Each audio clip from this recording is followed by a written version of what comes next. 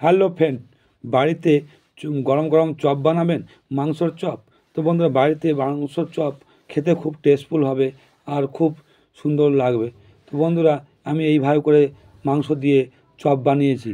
তো বন্ধুরা, ধনেপাতার চাটনি আর টমেটোর সস দিয়ে খেতে খুব টেস্টফুল হয়। বন্ধুরা, বাড়িতে গরম গরম চপ বানাবেন, খেতে খুব টেস্টফুল হবে, বাচ্চারা খুবই পছন্দ করবে। তো বন্ধুরা, এইভাবে করে বাড়িতে চপটা বানালে খেতে খুবই টেস্টফুল হবে ও তোমাদের খেতে খুবই ভালো লাগবে। তো বন্ধুরা, কী কী লাগে চলুন দেখে নেওয়া যাক। প্রথমে আমি 500 গ্রাম মাংস সিদ্ধ করে নেব।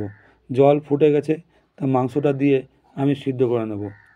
মাংসের সঙ্গে আমি দেব একটা গোটা রসুন, ছাড়িয়ে রেখেছিলাম, সেই রসুনটাকে আমি দেব। গোটা রসুনগুলো দিয়ে আমি সিদ্ধ করে নেব। তো বন্ধুরা, এরপরে আমি একটা অল্প করে আদা কুচি করে রেখেছিলাম, সেই আদা কুচি দেব। আদা কুচি দেওয়ার পর আমি এর সঙ্গে দেব 1 চামচ লবণ, পরিমাণ মতন, যেমন থাকবে জল সেই পরিমাণে দেওয়া হবে। আমি অল্প করে লেবুর রস দিলাম। একটা গোটা আলু কেটে আমি দুভাগ করে সিদ্ধ করে নেব। তো এর সঙ্গে দিয়ে আমি এবার মাংসটা চাপা দিয়ে সিদ্ধ করে নেব। ম্যাক্সিমাম 10 মিনিট চাপা দিয়ে রাখতে হবে। 10 মিনিট চাপা দেওয়ার পর মাংস যে সিদ্ধ হয়ে যাবে, আমি তখন তুলে দেখে নেব মাংসটা সিদ্ধ হয়েছে কি না।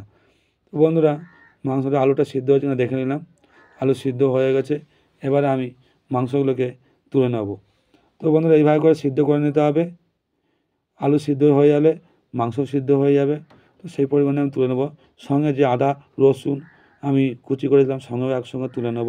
তুলে নিয়ে মিক্স করার জন্য আমি তুলে নেব, তাহলে খেতে টেস্টফুল হবে। রসুনের কুচিগুলো ছোটো ছোটো করে কেটে দিতে হবে, দিলে খেতে খুব টেস্টফুল হয়। তো বন্ধুরা, এইভাবে করে আমি আদা রসুনের কুচিগুলো আমি তুলে নিলাম। নেওয়ার পর মাংস আর আলু ঠান্ডা হয়ে যাওয়ার পর আমি মাংসটাকে ছাড়িয়ে নেব। তো বন্ধুরা, আদা রসুন কুচি তোলার পরে এইভাবে করে ঠান্ডা হয়ে গেছে। এবারে আমি মাংসটাকে আমি ছাড়িয়ে নেব। তো বন্ধুরা, মাংসটা ছাড়াতে গেলে মাংসর যে হাড়গুলো আছে, সেই হাড়গুলো আস্তে আস্তে করে আমি ছাড়িয়ে বের করে নেব। মাংস সিদ্ধ করা হয়ে গেছে বন্ধুরা, দেখতে পাচ্ছেন। আমি মাংস ছাড়ানো আমি কুচি কুচি করে মাংসগুলো ছাড়িয়ে নিয়েছি, হাড়গুলো বের করে নিয়েছি। এইভাবে করে বের করে নেওয়ার পর আমি মাংসটাকে ছাড়িয়ে পুরো তুলতুলে করে নিয়েছি। এরপর আমি দেবো আলাদা পেঁয়াজ কুচি ভেজে রেখেছিলাম। পেঁয়াজ রসুন আর যে আদাগুলো আমি ভেজে সিদ্ধ করেছিলাম, সেই আদাগুলো আমি দিয়ে দিয়েছি পেঁয়াজের সঙ্গে ভেজে। পেঁয়াজ রসুন আর আদাটাকে আমি ভেজে নিয়েছি, ভেজে দিলাম, তাহলে খেতে টেস্টফুল হবে। কাঁচা পেঁয়াজ দিলে কী হয়, খেতে টেস্ট হয় না, তার জন্য আমি ভেজে দিয়েছি। সরষের তেল দিয়ে আমি ভেজে নিয়েছি। তো বন্ধুরা, এবার যে 2 পিস আলু সিদ্ধ করেছিলাম, সেই আলুগুলো দেবো। 2 পিস আলু দেওয়ার পর ভালো করে আমি মিক্স করে নেব। মিক্স করলে কী হয়, যেরকম চপ করা হয় সেরকমভাবে আমি গোল গোল করে করে নেব। তার জন্য আলুটা দিতে হবে, দিলে গোল গোল করে মিক্স করে নেওয়া যাবে। এবার দিলাম আমি 1 চামচ লবণ। তো বন্ধুরা, ভিডিওটা প্রথম থেকে লাস্ট অবধি দেখবেন, তাহলে বুঝতে পারবেন আমি কিভাবে মাংসর চপ রেডি করতে চাইছি। তো বন্ধুরা, এইভাবে করে আমি চপের মতন করে নিয়েছি। আমি মাংসর আগে চপের মতন করে নিয়ে এবার আস্তে আস্তে করে আমি এর উপরে যেগুলো আমি দেওয়া হবে সেগুলো আমি রেডি করে নেব। প্রথমে নিয়েছি আমি 5 পিস ডিম। 5 পিস ডিম নিয়ে ভালো করে ফেটে নেব। তো এক এক করে আমি 5 পিস ডিম দিয়ে ডিমে দেবো লবণ, অ্যারারুট পাউডার আর গোলমরিচের পাউডার। তো বন্ধুরা, প্রথমে দিলাম লবণ। লবণটা দিয়ে আমি মিক্স করে নেব ভালো করে, যাতে লবণটা পুরোভাবে মিক্স হয়ে যায়। দেওয়ার পর আমি দেবো এবার অল্প করে অ্যারারুট পাউডার। বেশি দেবো না, অল্প করে দেবো, যাতে ওর গায়ে ডিমটা ভালোভাবে লেগে যায়, না ছাড়ে। তার জন্য আমি একটু অ্যারারুট পাউডার দিয়ে মিক্স করে নেব, তাহলে একটু গাঢ় হয়ে যাবে, মিক্স হতে খুবই ভালো হবে।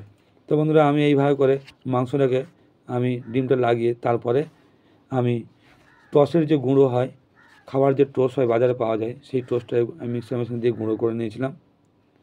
গুঁড়ো করে আমি মাংসর গায়ে অল্প অল্প করে লাগিয়ে নিচ্ছি। প্রথমে একবার, দ্বিতীয়বার একবার লাগিয়ে আমি রেডি করে নেব। 2 বার করে করতে হবে, ডিমটাকে মাখাতে হবে, তাহলে লেয়ারটা একটু মোটা হবে, খেতে খুব মচমচে হবে, খেতে ভালো লাগবে। তো বন্ধুরা এইভাবে করে আমি রেডি করে নিয়েছি একে একে করে। আমি এরপরে যে আমি চপগুলো করব, চপের মতন সাইজ করেছি, সেগুলো আমি ডিমে দিয়ে ভালো করে মাখিয়ে নেব। এইভাবে করে উপর নিচে ভালো করে মাখানোর পর আর একবারে দেবো ডিমে দিয়ে আমি ভালো করে মাখিয়ে নেব। এইভাবে করে আমি প্রত্যেক কটা আমি কমপ্লিট করেছি। ভিডিওটা অনেক বড় হয়ে যায়, তার জন্য আমি শর্টকাটে করেছি। আমি বন্ধুরা এইভাবে করে বাড়িতে বানাবেন। একে একে করে আমি গরম তেলে ছেড়ে দিচ্ছি। এইভাবে করে ছেড়ে দিয়ে হালকা হিট দিয়ে আমি ভেজে নেব। বেশি হিট দিলে তাড়াতাড়ি ভাজা হয়ে যাবে।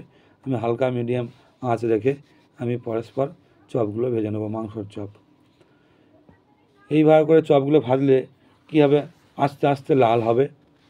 আর বেশি হিট দিয়ে ভাজলে তাড়াতাড়ি লাল হয়ে যাবে, ভিতর থেকে কাঁচা ভাব থেকে যাবে। তার জন্য বন্ধুরা তেলে হালকা হিট দিয়ে ভাজবেন, তাহলে খেতে খুব টেস্টফুল হবে। তো বন্ধুরা চপ ভাজা কমপ্লিট হয়ে গেছে। এবারে আমি ধনেপাতা যে চাটনি হবে সেই চাটনিটা বানাবো। ধনেপাতা, রসুন আর কাঁচা লঙ্কা, অল্প করে লেবু দেবো। লেবু দিলে কী হয়, খেতে টকটকা হয়, খেতে ভালো লাগে। মিক্সি মশলা দিয়ে পিষে আমি রেডি করে নিয়েছি। অল্প করে লবণ দিলাম, লবণ দিয়ে মিক্স করে নেব। এইভাবে করে আমি মাংসর চপ বানিয়েছি বন্ধুরা। যদি খেতে ভালো লাগে অনেক লাইক কমেন্ট করবেন, শেয়ার করবেন। আশা করি সবার ভালো লাগবে বন্ধুরা।